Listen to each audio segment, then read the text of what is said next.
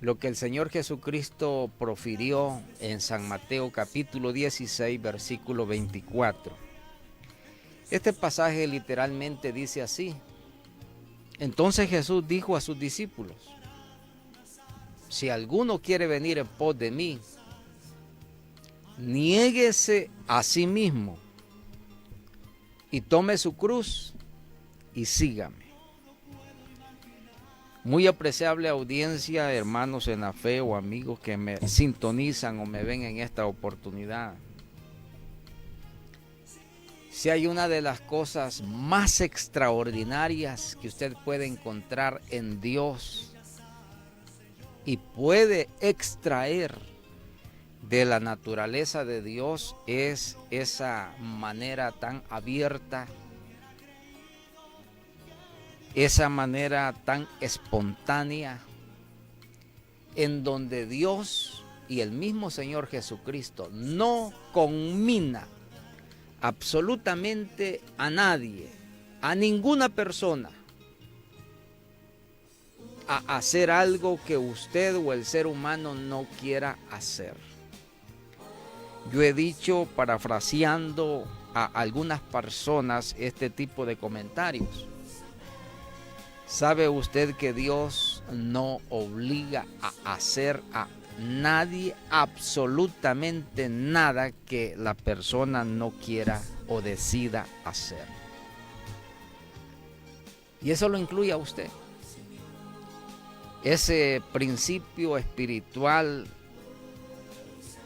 tan básico que Dios otorgó a la humanidad, como es el principio del libre albedrío, lo faculta a todo ser humano para que pueda decidir por sí mismo cuáles sean sus mejores opciones de vida, cuál sea su mejor estilo de vida, de acuerdo a su percepción, de acuerdo a su convicción, de acuerdo a su fe o de acuerdo a su propia ignorancia. Las decisiones que así la persona o usted o yo podamos tomar en esta vida. Claro, eso no quita que las consecuencias tengamos nosotros que traerlas con nosotros como una estela de la cual no nos podemos desprender ni en esta vida ni en la vida posterior, si es el caso de que nuestra decisión sea en uno u en otro sentido. Y para que usted me trate de entender un poco más, este principio fue el que Dios otorgó al primer ser humano sobre la faz de la tierra. Cuando Dios estableció la primera pareja sobre este mundo, les dijo: ustedes pueden comer de todo. Pero sí les dijo: no podrán comer del fruto del árbol que está en medio del huerto del Edén, porque el día que de él comieres ciertamente morirás. Algunos discrepan realmente si la consecuencia espiritual sobre esta sentencia, que claramente trajo consigo aparejado lo que hoy ya conocemos, la trágica consecuencia del pecado, la muerte, no solo física y espiritual. Y decía, algunos discrepan, y esto hasta en el plano teológico, si acaso la manzana de la discordia, para usar un concepto, fue el fruto prohibido, pero espiritualmente más atañe a una decisión de carácter espiritual, en donde el concepto de la obediencia, y en este caso la desobediencia, trajo aparejado lo que ya nosotros conocemos, la desgracia a este mundo, el pecado. Muy bien, no es exactamente sobre de eso que quiero hablar. Estoy tratando de conceptualizar uno de los principios tan básicos como la libertad personal, la libertad de decisión y la libertad de poder nosotros tomar nuestras propias decisiones. Siempre lo he dicho, Dios no ha creado seres autómatas. No somos humanoides, no somos robots, no somos una máquina. en donde tengamos que ser programados para hacer las cosas que tengamos que hacer. No, Dios nos ha dotado, y gracias a Él por esa capacidad racional, inteligente, de poder digerir por nosotros mismos, equivocados o no, las mejores opciones que nosotros tengamos que tomar en esta vida. Que por cierto, en su mayoría tendrán que ser negativas. Y si usted me pregunta por qué, ahí tiene el resultado. El mundo está como está sencillamente por esa naturaleza raída que el ser humano trae consigo todas las consecuencias negativas de sus propias decisiones. Lamentablemente esto es así. Quiero en esta oportunidad referirme a esa característica de la dualidad que todos tenemos en este mundo. Y esta dualidad está no solamente evidenciada en el mundo espiritual, la dualidad de esta humanidad, la dualidad de este mundo, la dualidad del ser humano se puede patentar también en cada una de las cosas que el ser humano ha y sigue haciendo. Esto se traduce, tanto dije, en el plano espiritual, se traduce en el plano emocional, se traduce en el plano económico, en el plano comercial. Esto se traduce en el plano ideológico, que es muy importante este tema que quiero tocar con usted en esta noche. Y esto también se traduce en el plano religioso. Y cuando nosotros tratamos de amalgar cada uno de estos conceptos, podemos decir claramente que no están desunidos unos con otros. Es más, la íntima relación que cada uno de estos conceptos tienen entre sí es lo que configura la vida del ser humano sobre la faz de la tierra.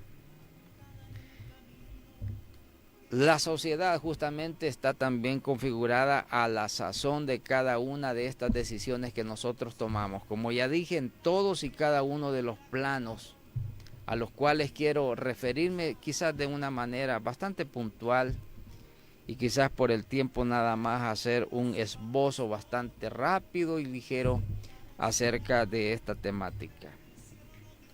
¿A qué me refiero cuando estoy hablando de la dualidad de la vida? La dualidad del mundo, la dualidad del ser humano, en todos y cada uno de sus estamentos, en todos y cada uno de sus estadios y de sus planos personales o colectivos. Quiero decirle en este caso que la dualidad, en primer lugar, en el plano espiritual. Usted tiene que escoger entre dos mundos, entre dos opciones de carácter eminentemente espiritual. O adopta, o recibe, o comulga con el reino espiritual de las tinieblas, o acepta o comulga con el mundo espiritual de la luz, o el mundo espiritual del reino de Dios. Esta dualidad espiritual se traduce en el plano de la vida personal, en donde las personas tienen que decidir por sí mismos a quién escoger, a quién servir, acatar o no los conceptos, los preceptos, los mandamientos de cualquiera de estos dos reinos. Y que por cierto el mandamiento de Dios es para bien, que por cierto el mandamiento y la observancia de todos los preceptos divinos son para beneplácito, para gracia, para la felicidad, para el goce del ser humano. Por supuesto tiene sus márgenes de límites o de linderos de carácter espiritual y de otros caracteres más a los cuales profundamente la Biblia hace reflexión en cada uno de sus preceptos. De tal suerte que el mundo espiritualmente está dividido en estos dos grandes segmentos. y con ellos dos grandes segmentos poblacionales, uno más que otros, que son servidores, seguidores, discípulos o que comulgan con cualquiera de estos dos reinos.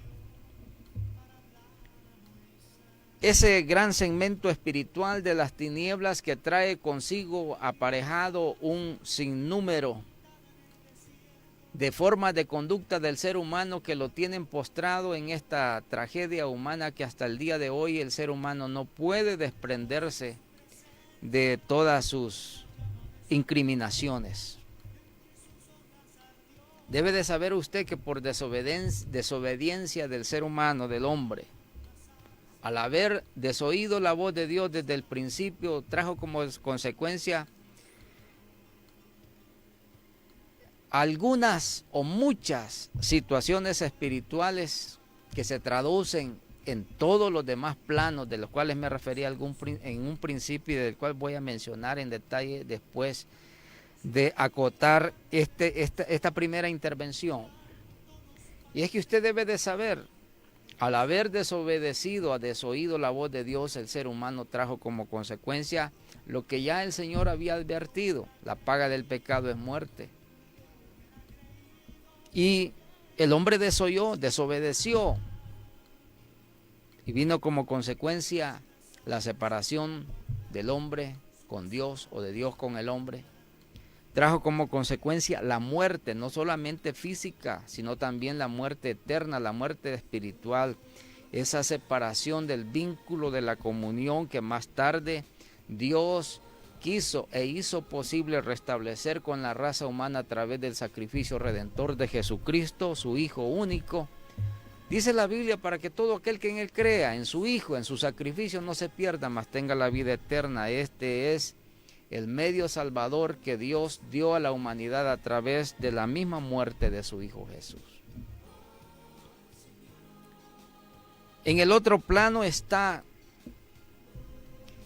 la mayoría de las personas que han desobedecido, han desoído y deliberadamente obvian acatar las normas divinas. ¿Cuál es la consecuencia? Muerte, ya dijimos, pero también vino como consecuencia natural la degradación, la deformación, la desnaturalización original con que Dios formó al ser humano. Vino por consecuencia del pecado una atrofia física, cerebral, neurológica, psiquiátrica, y en todos los planos y en todos los aspectos de la composición de los sistemas del órgano del ser humano, hace una clara manifestación la muerte, comenzando con la degeneración del mismo cuerpo, del mismo ser humano. Entró, dice la Biblia, la muerte por consecuencia del pecado. Vino la enfermedad, vino la vejez, la ancianidad, vino la degeneración de todos los órganos del cuerpo humano, a tal grado que el ser humano trágicamente termina con la muerte. Esta es una ley inevitable que tarde o temprano toda persona tengamos que pasar. Claro, de por medio está la esperanza, esa esperanza bienhechora que los creyentes hemos adoptado por fe en Dios a través de Jesucristo, el cual nos promete que todo aquel que en Él cree, aunque esté muerto, va a vivir. Que todo aquel que en Él cree no verá la muerte, sino que tiene vida eterna. Es decir, la muerte física siempre tendrá que pasarla, pero está la esperanza y la promesa de la resurrección de los muertos para ser resucitados a una vida incorruptible de eternidad en la presencia de Dios. Hablando siempre en este sentido de cosas acerca de la dualidad de este mundo, tenemos también la dualidad, ya dije, en el plano espiritual. En el plano del mundo físico también la dualidad se hace claramente evidente.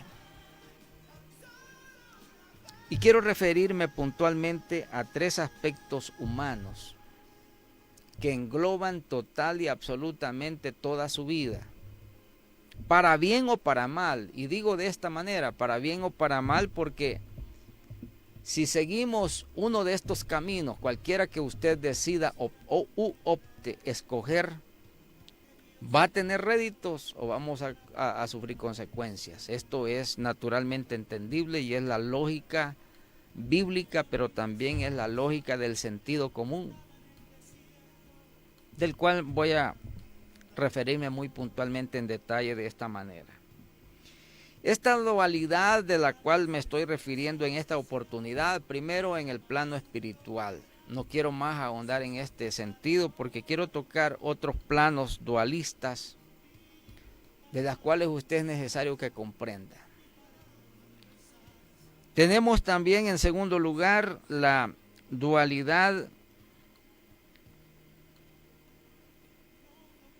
en el aspecto político en que está embebido este mundo. Siempre he dicho que el tema o el concepto de política no debe de sorprender ni asustar a nadie. De hecho, la misma palabra no significa una u otra cosa, sino que la facultad o la característica del ejercicio del poder humano, en el sentido que se hace claramente manifiesto en la gobernabilidad o en la ingobernabilidad de un sistema de cosas que están englobados, agrupados o conjuntados alrededor de una sociedad perfectamente organizada que da vida a un Estado, a una república, y que de acuerdo a sus decisiones le va a ir bien o le va a ir mal. Va a tener desarrollo, va a tener prosperidad o va a tener retraso, o va a tener miseria o va a tener como consecuencia pobrezas, o va a tener subdesarrollo, va a tener todo lo que está alrededor de las decisiones que el hombre tenga que tomar en el plano político. Y yo quiero decirle, ningún pueblo en el mundo, ninguna nación en el mundo, ningún grupo social está exenta de acarrear consigo las consecuencias de una buena o una mala decisión política que nosotros decidamos u optemos por adoptar. Y me explico de esta manera. Decidamos en el sentido de que una persona que ejerce el poder político puede perfectamente ser un instrumento de desarrollo, de crecimiento, de solidificación, puede ser un elemento de coerción social, puede ser un elemento, puede ser un instrumento en donde las personas se sirvan de poder vivir feliz o infelizmente. Hablo en el plano estrictamente humano. Dejemos de un lado ahora ya el plano espiritual del cual me referí anteriormente. El ejercicio del poder político siempre ha sido o ha venido siendo acompañado por esa sed insaciable de dominio que los seres humanos quieren ejercer unos sobre los demás o sobre los otros. Y cuando no se entiende cuál es el sentido original del ejercicio del poder, sencillamente las sociedades caen en situaciones muy difíciles de asimilar, tan difíciles que hay personas que no se explican cómo es posible que hayan países y sociedades que viven realmente en una tragedia humana impensable, de las cuales algunos consideran ya como irremediable la situación en la cual por decisión de sus gobernantes las personas tengan que estar sometidos a situaciones realmente trágicas. terribles, de miseria, de pobreza, de retraso, de injusticia y desigualdades que hasta el día de hoy pulula por todas las latitudes del planeta. El ejercicio del poder político siempre ha sido acompañado por esa sed insaciable de avaricia y de dominación que los seres humanos quieren ejercer sobre los demás. Muy lamentable cuando no se entiende cuál es la característica, el destino, el destinatario y hacia quienes se debe de enfocar realmente poder desarrollar una política de Estado, una política de país que beneficie realmente a sus ciudadanos. Entonces trae como consecuencias lo que ya venía diciendo hace un momento. Ahora, si usted echa un vistazo al mundo entero, ¿cómo está viviendo la mayoría de la sociedad? ¿Cómo está viviendo la mayoría de los pueblos? Muy tristemente, pero hay algunos organismos encargados de medir medianamente cuál es la satisfacción o la insatisfacción de los seres humanos en relación a sus gobernantes. Y para sorpresa suya, asústese, pero casi que no es ya para nadie un secreto que en su mayor porcentaje, la mayoría de las personas, la mayoría de los ciudadanos, la mayoría de los pueblos están en claro descontento con sus gobernantes. ¿Por qué? Generalmente los gobernantes gobiernan para sí mismos y para un grupo selecto o estamento poblacional que responde a sus propios intereses de carácter personal, económico, comercial, empresarial, etc. Pero en su mayor parte el resto de la población que constituye el grueso poblacional generalmente está desatendida. No quiero entrar en mayores detalles porque si usted me pregunta qué opino de la situación en el caso de nuestro país, vamos a dejarlo para un programa especialmente de este tópico. Pero en este mismo sentido de cosas aparece también otra dualidad de la cual no podemos desprendernos. Y esta dualidad se refleja en el mundo de las políticas públicas a las cuales se dirigen las decisiones políticas de los gobernantes. Y clásicamente, de acuerdo a los estudiosos en las diferentes ramas que tienen que ver con el poder, en este caso, el poder político, ciencias como la sociología, muy particularmente la sociología, las ciencias políticas, tratan de desentrañar cuál es el mejor sistema económico político que la humanidad debiera de adoptar para poder desarrollarse a sí mismo. Y como dije en un principio, parece que el pueblo cristiano no puede o no quiere entender este tipo de cosas. Preferimos embuirnos, enclustrarnos en una caja de madera, de cartón en el suelo para obviar, ignorar todas estas cosas. Y realmente no debe de ser así. Porque si usted no entiende estos conceptos, fácilmente va a ser presa del engaño. Y usted me pregunta, ¿de qué clase de engaño? Lo que usted no entiende, lo que usted no sabe y lo que debe de saber es que el engaño del enemigo, el engaño del diablo, el engaño de las fuerzas espirituales de maldad han permeado, se han infiltrado sigilosa o no sigilosamente y prácticamente han invadido todos los ámbitos de la vida humana, en el plano económico, en el plano comercial, en el plano político, en el plano ideológico, incluso en el plano espiritual, que es el último tema o tópico del cual voy a hacer mención más adelante. Siguiendo siempre en esta misma línea de cosas, tenemos que, de acuerdo a las políticas públicas que establecen los gobiernos y los gobernantes para las naciones, el mundo se divide, escuche y entienda, dualmente en dos sistemas. Un sistema de libertades individuales o privadas o un sistema de concentración de poder, de concentración económica, de concentración comercial, de concentración en todos los ámbitos de la vida de la sociedad, como es el estatismo. Por supuesto, estos son conceptos estrictamente de las ciencias políticas. ¿Por qué estoy hablando sobre esto? Muchas veces el pueblo cristiano participa, y no solo participa, sino que se hace cómplice de sistemas de gobierno que no le convienen ni a usted como persona, ni a la sociedad, ni al país. Escuche, ni a la misma iglesia no le conviene.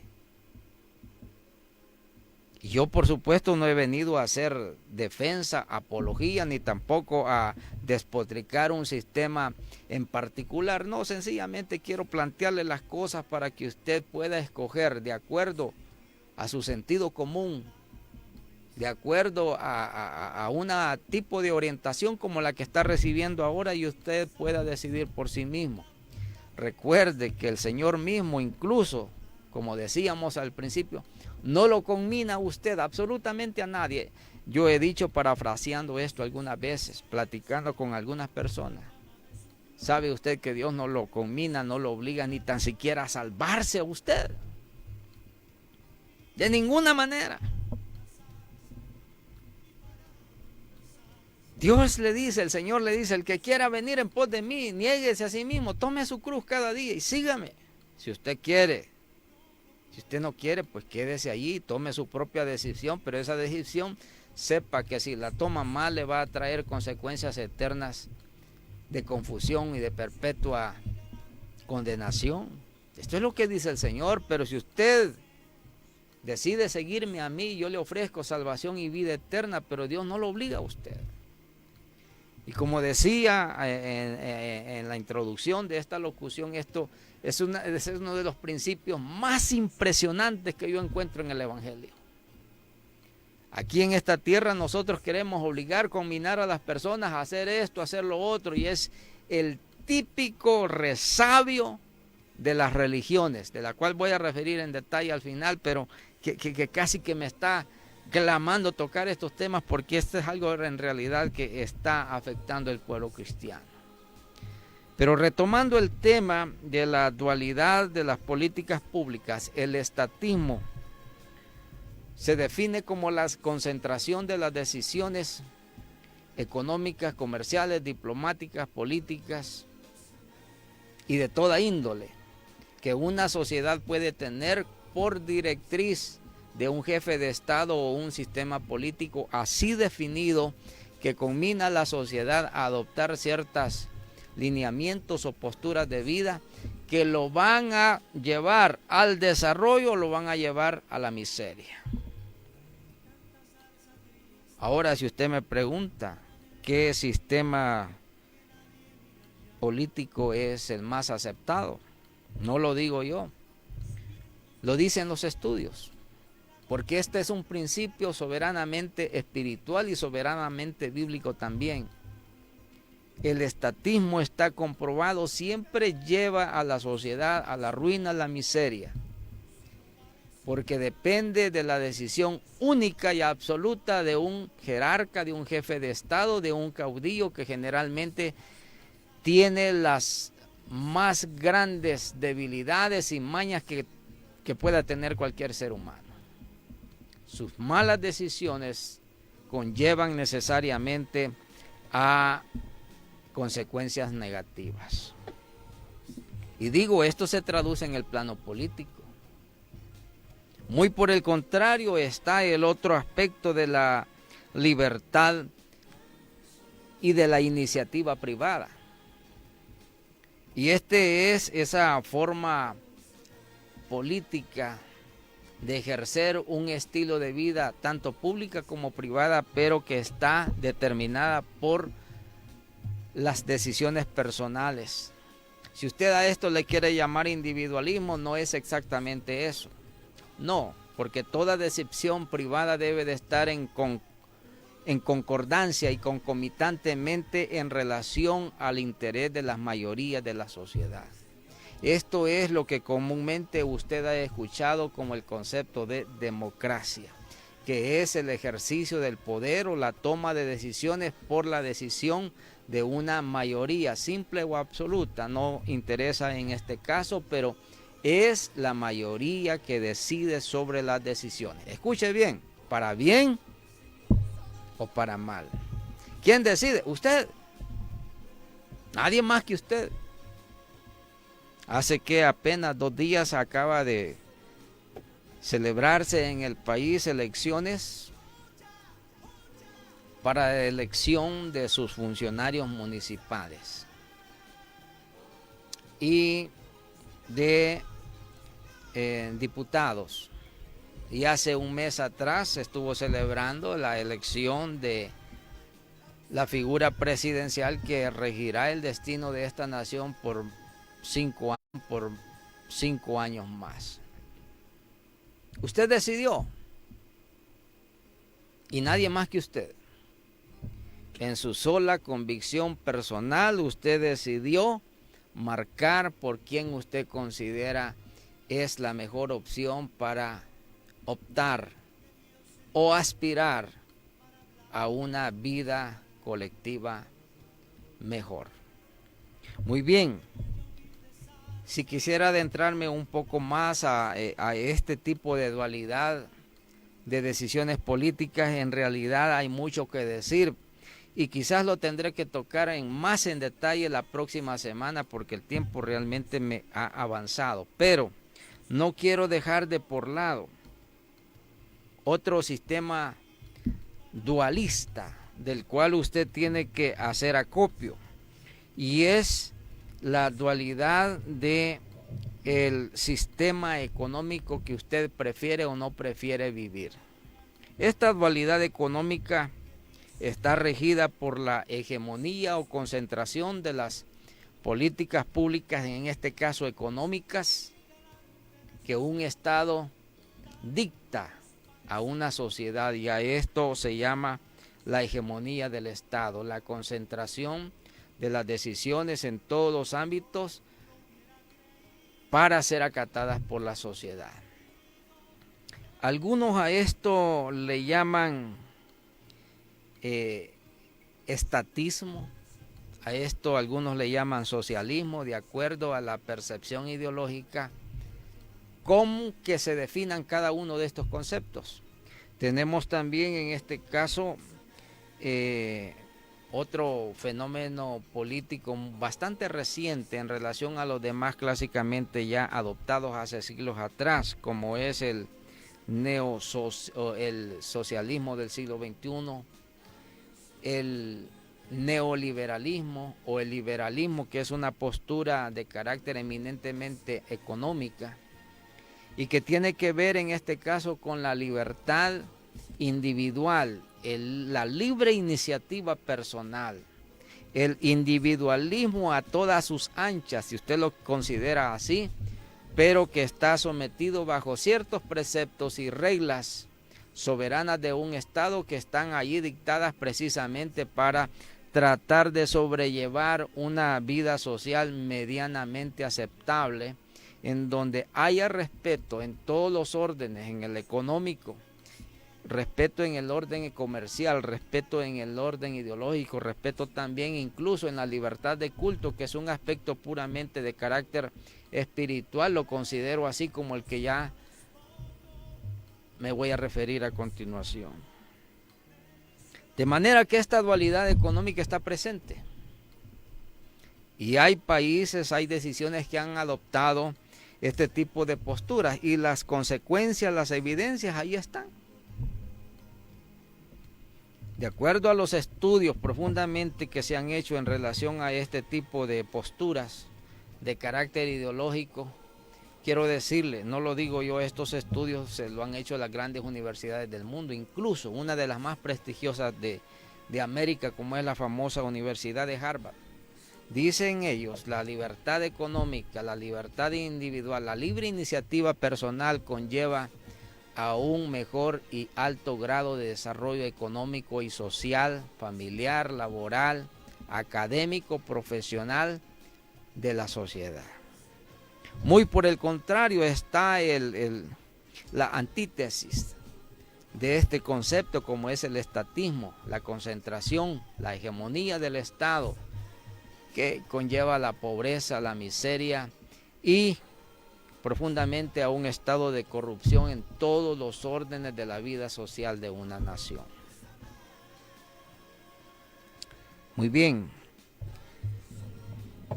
En los pocos minutos que me quedan, pero sí me quiero referir al aspecto religioso, la dualidad del aspecto religioso. Y quizás solo lo voy a mencionar porque en realidad es muy amplio y profundo este aspecto. Y igual que los anteriores, casi que someramente he hecho nada más un atisbo acerca de lo que considero sus generalidades más importantes, pero me comprometo con usted en nuestro próximo programa de la próxima semana a entrar un poquito más en detalle acerca de este tipo de cosas. Tengo como último punto la dualidad del aspecto religioso. Y el aspecto religioso se traduce no solamente en la fe o en la creencia de los pueblos, sino que también se traduce en la toma de posturas que se incrustan incluso hasta en los sistemas legales de un país. Así definido de esta manera, la dualidad religiosa puede hacerse perfectamente perceptible en las decisiones políticas que una nación o un gobernante adopta. Dije ya, para bien o para mal de la sociedad, y esto es natural. Si es una mala decisión, va a traer consecuencias negativas. Si es una buena decisión, vamos a tener consecuencias plausibles. En todo caso, al final, como dije en un principio, ¿quién es el que decide? Usted. Usted y nadie más que usted. La dualidad religiosa, fíjese usted, ha venido siendo acompañada, infiltrada y sigilosamente agazapada en todos los órdenes de la vida social. ¿Recuerda usted el problema del conflicto civil que tuvo nuestro país? Y no solamente nuestro país en la década de los 80 y como antecedente más inmediato la década de los 70, sino todos los fenómenos de convulsión social, especialmente en relación a los conflictos de carácter militar y político que se suscitó en nuestra Latinoamérica en años anteriores, siempre estuvo acompañada de una alta dosis de injerencia religiosa. Y si usted me permite decirlo de una vez, aunque esto hubiera querido mencionarlo al final, pero este final va a ser en una segunda parte, pero para que usted pueda tener un contexto de lo que me quiero referir, sepa usted que todos los conflictos militares, políticos o de convulsión social siempre han sido azuzados por sistemas religiosos. Aquí jugó un papel importante en este tipo de conflictos la Iglesia Católica. Y hay suficiente documentación bibliográfica, documental, en donde se apunta a afirmar evidentemente que la religión tradicional jugó un papel predominantemente injerencista en este tipo de conflictos. Si usted me pregunta, ¿y eso que está diciendo es una postura personal? No, esta es una postura de las ciencias sociales. La sociología acompaña este tipo de estudios y de documentación a la cual me estoy haciendo referencia en esta oportunidad. No solamente lo he estudiado, no solamente lo he visto, sino también lo he vivido. Y tengo suficiente argumento para decir y afirmar y reafirmar justamente lo que estoy diciendo. Sé que esto es poco para lo que usted ahora mismo se está imaginando, pero en mi próxima intervención, en mi próximo programa de actualidad, la próxima semana, el día martes, voy a ahondar profundamente en este problema o en este fenómeno. Digo lo que dije al principio. Esta es una intervención de carácter expositivo, eminentemente de responsabilidad personal. No meta a la iglesia cristiana evangélica. Si usted así lo prefiere, que la iglesia esté alejada, ya está bien. Pero es necesario que usted sepa esto, que lo conozca. Y esto le va a permitir tener un acervo, cómo poder usted dibujar en su entorno personal cuáles son las mejores posturas o decisiones personales que usted puede adoptar en un momento determinado de su vida. Quiero agradecer de usted su atención. El tiempo prácticamente se me ha ido. Realmente hay mucho que decir. Aquí tenía puntualmente en este puntuario algo muy interesante que hubiera querido mencionar, como es la famosa conferencia de política de acción conservadora recientemente celebrado hace apenas 15 días o menos de 15 días en la capital de los Estados Unidos, en donde participó el presidente salvadoreño Nayib Bukele y otros personajes más de la política latinoamericana, especialmente, que tuvieron una intervención de posturas eminentemente conservadoras. Y es por donde yo tenía que haber empezado y prácticamente solo lo menciono, pero me comprometo con usted en nuestro próximo programa. Quiero abordar puntualmente este tema y verá usted la trascendencia que tiene para la iglesia evangélica tipos de posturas como las que recientemente se están escuchando en el ambiente político, social, educativo del país. Por ahora me suscribo de usted. Muchas gracias por su atención y será hasta la próxima. Pásela muy buena. Habiendo tanta flor, la voz de su presencia